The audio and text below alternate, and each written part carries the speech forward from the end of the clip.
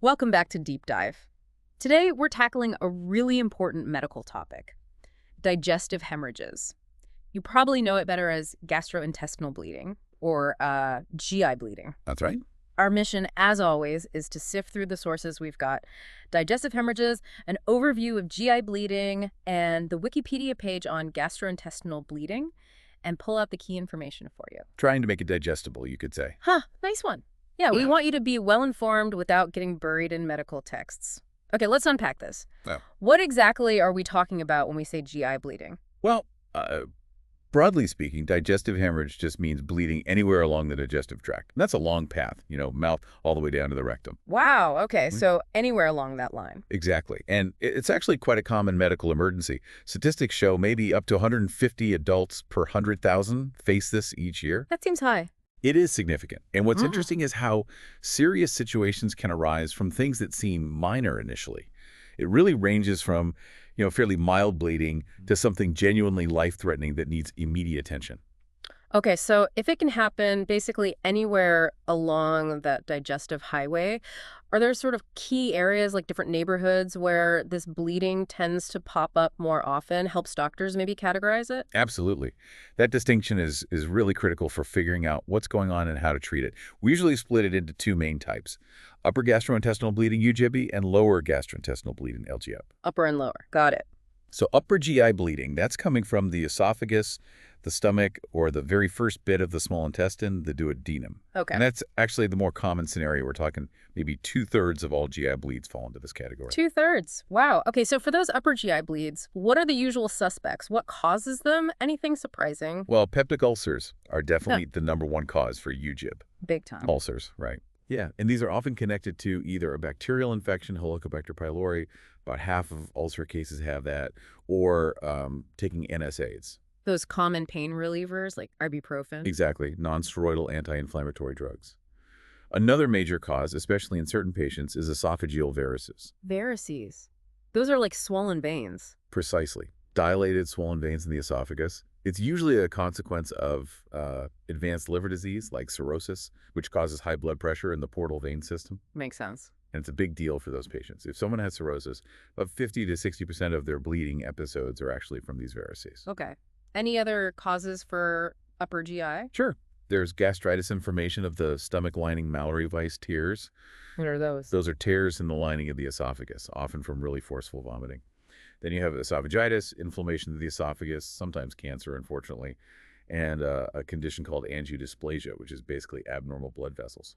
Okay, so ulcers, varices, those seem like the big players. But here's where it gets really interesting for me. Some medications can also contribute, right? Things people might take every day. Oh, absolutely. That's a crucial point. Several common medications significantly bump up the risk of an upper GI bleed. Like which ones? Well, NSAIDs, as we mentioned, and a related class called KIOX2 inhibitors, they can increase the risk maybe fourfold. 4 times, wow. Yeah. And things like SSRIs, often used for depression, and corticosteroids, those powerful anti-inflammatories, they also carry a higher risk. Even anticoagulants, blood thinners, slight differences matter. Research has shown, for instance, that dabigatran might carry a higher GI bleed risk compared to warfarin, the older standard. So it really highlights the need for careful prescribing and monitoring. Definitely. Personalized medicine is key there. Now, shifting gears to lower gastrointestinal bleeding, or LGI. Okay, the other main category. Right. This is when the bleeding source is further down beyond the duodenum, so in the lower part of the small intestine, or the colon, rectum, or anus. It's less common than UG. And the causes there. Different culprits. Generally, yes. Yeah. Common causes for LGIB include diverticulosis. Little pouches in the colon. Exactly. Those pouches can bleed. Also, colorectal cancer or polyps can cause bleeding. Inflammatory bowel disease, so Crohn's disease or ulcerative colitis. And then, more common, often less severe things like hemorrhoids or anal fissures. Okay. Angiodysplasia can happen in the lower tract too. And sometimes, though rarely, something called an aortoenteric fistula. And just occasionally the source is really hard to find, and we call that obscure GI bleeding. Okay, so we've kind of mapped out where these bleeds happen. Now let's talk about what it looks like, the signs and symptoms. Because I imagine while any bleeding is serious, The way it presents itself can give doctors vital clues about the location, right? Like the body sending signals. Exactly. The symptoms are incredibly important too. One classic sign is hematemesis, vomiting blood. If it's fresh, it might look bright red. But if the blood has been sitting in the stomach for a bit and gotten partially digested, it can look like coffee grounds. Coffee grounds. Okay, and that usually means Typically points to an upper GI bleed. Then you have melena. melena. Sounds dark. It is. It means black, tarry stools. That distinctive appearance comes from blood being digested as it moves through the GI tract. It's another strong indicator of an upper GI bleed, though sometimes it can happen with bleeding higher up in the lower tract, like the small intestine or the first part of the colon. Okay, black, tarry, stool, melena. And the third one Is hematochezia. This is passing fresh, bright red blood from the rectum. Okay, so red blood, usually lower GI. Usually, yes. That points towards a source closer to the exit, Yeah. like the colon or rectum. Now, besides those really specific signs, vomiting blood, black stools, red blood, are there more general symptoms? Because losing blood, wherever it's from, must affect the whole body, wouldn't it? Oh, absolutely. Significant blood loss can cause general symptoms like feeling really tired, dizzy, weak. Some people get abdominal pain or cramping, shortness of breath, looking pale. Passing out. Yes, even passing out syncope, especially if the bleeding is rapid or heavy. And here's something really important, potential aha moment for listeners. Okay. Sometimes things can look like blood in the stool, but aren't. Certain foods, or even medications like bismuth, you find that in some antacids or activated charcoal, they can turn your stool black, mimicking melena. Ah, so it could be misleading. It can be. And similarly, it's easy to confuse blood in the stool with blood coming from, say, the vagina or the urinary tract. So context is key. Also worth remembering that sometimes if the bleeding is very minor, there might not be any obvious symptoms at all. Right. That makes diagnosis tricky sometimes, I bet. It sounds like doctors are doing detective work, piecing together clues. So if someone comes in with these symptoms, how do doctors actually pinpoint the source? What's that diagnostic journey typically look like? Well, it starts, as you'd expect, with talking to the patient, getting the thorough history, asking about symptoms, timing, risk factors, medications. Then a physical examination. Looking for signs of blood loss, tenderness. Exactly. And the lab tests are crucial. A complete blood count, CBC, checks for anemia. Coagulation tests see how well the blood is clotting. And blood typing, just in case a transfusion is needed. Okay. And here's an interesting lab clue. Sometimes a high ratio of blood urea nitrogen, or BUN, to creatinine, can actually suggest an upper GI source is more likely, even before you do imaging. Huh. Fascinating how blood tests give clues. But, okay, for really finding the exact spot, nailing down the location inside, what's the gold standard? What lets doctors see what's happening? Endoscopy. It's absolutely central to diagnosing and often treating GI bleeding. Right. Camera scopes. Exactly. For suspected upper GI bleeding, an upper GI endoscopy, often called an EGD, is the main tool. It lets the doctor directly see the esophagus, stomach, and duodenum. And often, they can treat the source right then and there. And for lower GI? For suspected lower GI bleeding, it's a colonoscopy. Same principle, looking inside the large intestine. What if those don't find it? Or the bleeding is, like you said, obscure? Good question. If those initial scopes aren't conclusive, then imaging comes into play. Things like CT angiography, which looks at blood vessels, or tagged red blood cell scans can help localize a tricky bleeding source. There's also nuclear scintigraphy, which is very sensitive for detecting slow or hidden bleeding. Seems like a lot of tools in the toolbox. There are. We also use severity scores, particularly for upper GI bleeding, like the Blatchford or Rockall scores. They help predict risk and outcomes. Rockall is generally considered more accurate. For lower GI bleeding, though, we don't really have a widely accepted, reliable scoring system like that yet. Oh, and sometimes a gastric aspiration or lavage is done basically putting a tube down into the stomach to see if there's blood. If it's positive, it strongly suggests an upper GI bleed, but if it's negative, it doesn't completely rule it out. And just as general rules of thumb, clots in the stool usually mean a lower source, while melena, that black tarry stool, strongly points upwards. Okay. Now, you mentioned diagnosis. Many people know about those at-home tests for blood in the stool, the fecal occult blood tests. Are they useful here in an emergency situation? That's a really important distinction to make. No, those fecal occult blood tests are not recommended for diagnosing an active acute bleed. Okay, so what are they for then? Their main job is screening for colon cancer, looking for tiny hidden amounts of blood over time. not for figuring out an emergency bleed happening right now. Got it. So once the source is found, or even while they're looking, it sounds like fast action is critical. How do medical teams actually treat these bleeds, starting with just stabilizing the patient, I assume? Absolutely. Stabilization is priority number one. That means managing the airway, getting intravenous fluids in quickly to boost blood volume, and giving blood transfusions if needed. Right. Transfusions seem obvious if you're losing blood. Yes, but it raises an important point. The evidence around transfusions is interesting. Studies have actually shown that sometimes being a bit more conservative or restrictive with transfusions is better. Less is more. Kind of. Unless the hemoglobin level drops below a critical threshold, say 70 or 80 GL, holding off might be better, even for patients who already have heart disease. Ah, okay. Of course, if someone's in shock, you might use O-negative blood right away, the universal donor type. And if someone needs massive transfusions, or if they're alcoholic and might have clotting issues, they'll likely also need platelets and fresh frozen plasma, FFP, to help with clotting. Correcting any underlying clotting problems is really key too, can actually reduce mortality.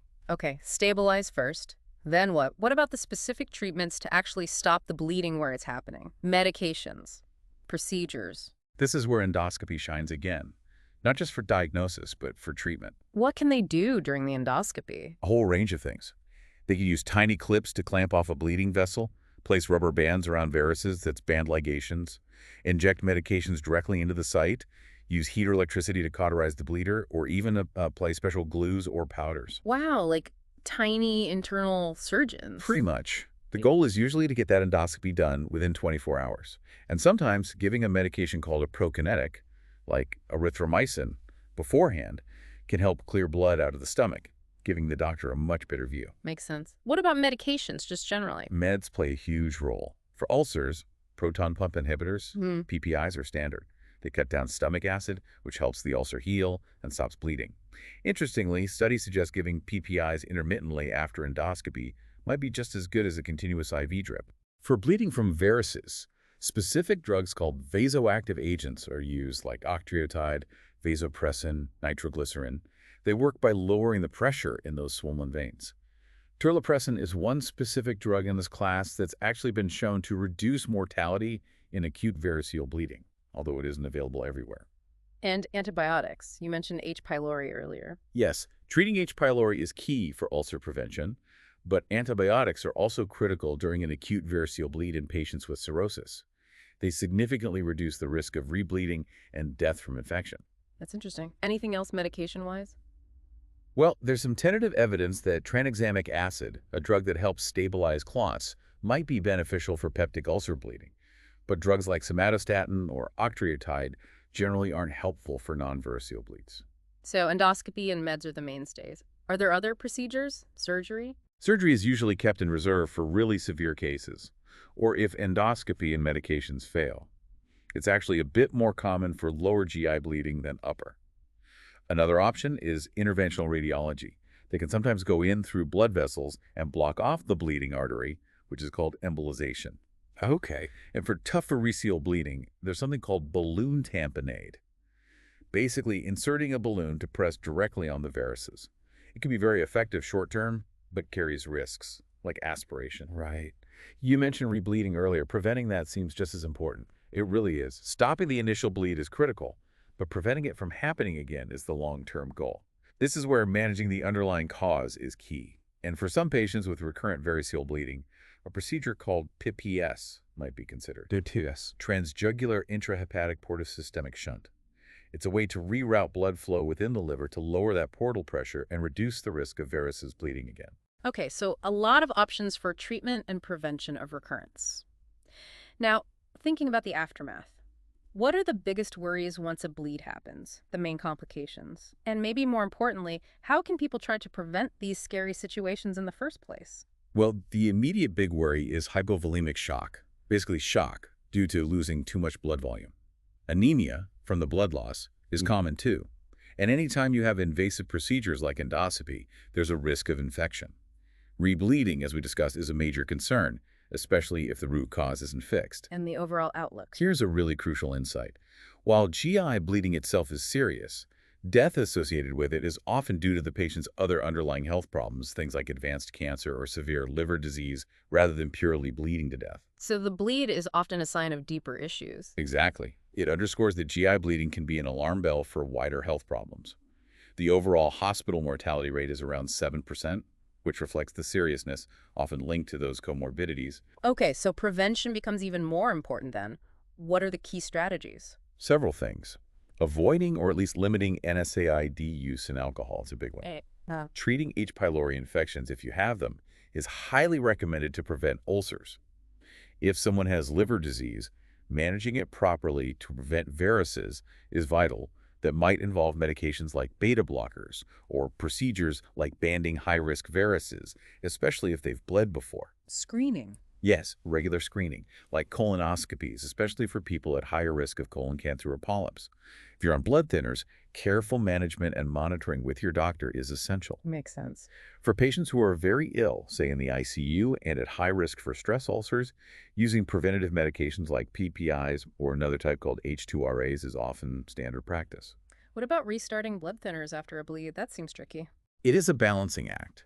If someone needs anticoagulants like aspirin or warfarin for serious cardiovascular reasons, the decision to restart has to weigh the bleeding risk against the risk of clotting, like a heart attack or stroke. Generally, for non-variceal upper GI bleeds, if aspirin is needed, restarting it within about 7 days, along with a PPI, is often considered reasonable. Okay, that's a complex calculation. It definitely requires careful medical judgment. Well, this has been an incredibly thorough deep dive into gastrointestinal bleeding. We've really covered the ground from the types, the upper versus lower, the symptoms. Hematemesis, melena, hematochezia. Right. Through diagnosis with endoscopy and other tools, the treatments, stabilizing, stopping the bleed, preventing recurrence. And the crucial role of prevention strategies. Absolutely. It's clear that while GI bleeding is definitely serious, medical advancements have really improved how we manage it and the outcomes for patients. And that awareness, knowing the signs, understanding the risks, and seeking help early is just so important. It really can make a huge difference. So wrapping this up, what does all this mean for you listening right now? Yeah, what's the takeaway? Well, knowing that GI bleeding is a pretty common emergency and realizing how often underlying health issues play a massive role. Maybe it prompts us to think differently.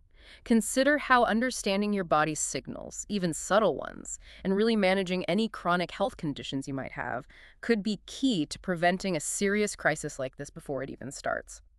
So the thought to leave you with is, what steps could you take to be more attuned to those signals from your body? Good question. Thank you for joining us on another deep dive.